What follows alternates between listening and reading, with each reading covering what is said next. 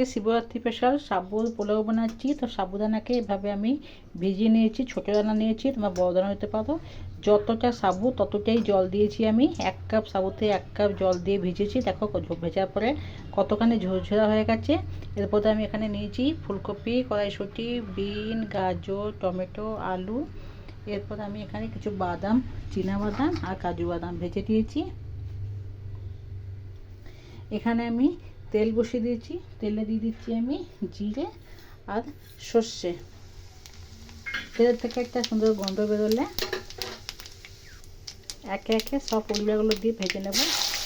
দিয়ে দিলাম আগে আলু। আমি আলু আগে এই জন্য দিলাম যে আলুটা হচ্ছে একটু দেরিতে ভাজা হবে, তাই জন্য দিয়ে দিলাম এখানে আলু। আলুটা আগে 50% ভেজে নেব।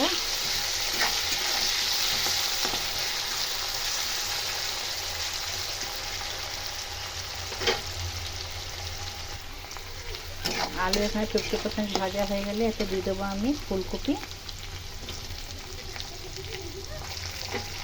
ফুলকপি দিয়ে আবার ভেজে দেবো।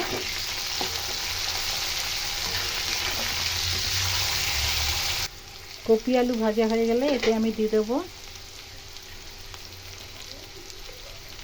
আদা, গ্রেট করে আদা দিয়ে দিলাম, কাঁচা লঙ্কা দিয়ে দিলাম। ভালো করে আবার ভেজে নেব। এরপর বাকি সবজিগুলো দিয়ে দেবো, টমেটো, গাজর, বিন আর কড়াইশুঁটি সব দিয়ে দেবো একসঙ্গে আর ভালো করে ভেজে নেব।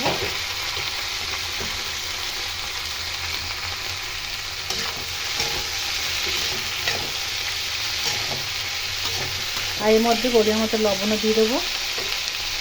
লবণ, স্বাদ অনুযায়ী অল্প চিনি দিলাম, জিরের গুঁড়ো, হলুদ গুঁড়ো আর লঙ্কার গুঁড়ো, আর একটু দিয়েছি কারি পাউডার। এবার সমস্ত মশলাকে ভালো মতন ভেজে নেব।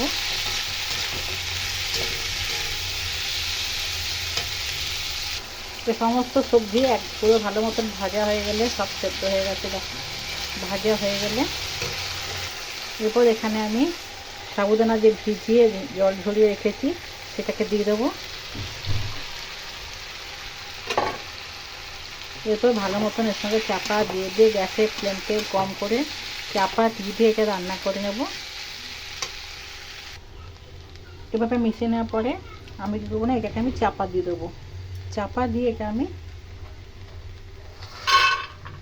5 মিনিট চাপা দিয়ে এভাবে রান্না করব। এবার 5 মিনিট পরে আমি চাপা খুললাম। দেখো দেখো কত কি সুন্দর দেখতে হয়েছে আর কি সুন্দর সেদ্ধ হয়েছে আর ঝরঝরা হয়েছে। যে সাবু ভালোবাসো না বা যে কোনো আজকে মহা শিবরাত্রি সেজন্য করেছি, যে সাবু ভালোবাসে না সে অবশ্যই এভাবে খাবে। আশা করি খুব ভালো লাগে। আর কি সুন্দর দেখতে লাগে, সাবুগুলো সেদ্ধ হয়ে গেছে, ট্রান্সপারেন্ট দেখা যাচ্ছে আর সব ঝরঝরা হয়ে হয়েছে। কতটাই সুন্দর হয়েছে তুমি বুঝতেই পারছো। এরপর সাবুটা হয়ে যাওয়ার পরে আমি দিয়ে দেবো গরম মশলা। তোমরা চাইলে ঘিয়ে ব্যবহার করতে পারো, ঘিটা আমার কাছে নেই ওই জন্য ঘি দিলাম না, ঘরে ঘি বারণ তো, তাই জন্য এখানে আমি গরম মশলা দিয়ে দিলাম। আর দিয়ে দেবো যে ভেজে রাখা যে কাজু বাদাম আর যে চীনা বাদাম যে ভেজে রেখেছিলাম সেটা দিয়ে দিলাম।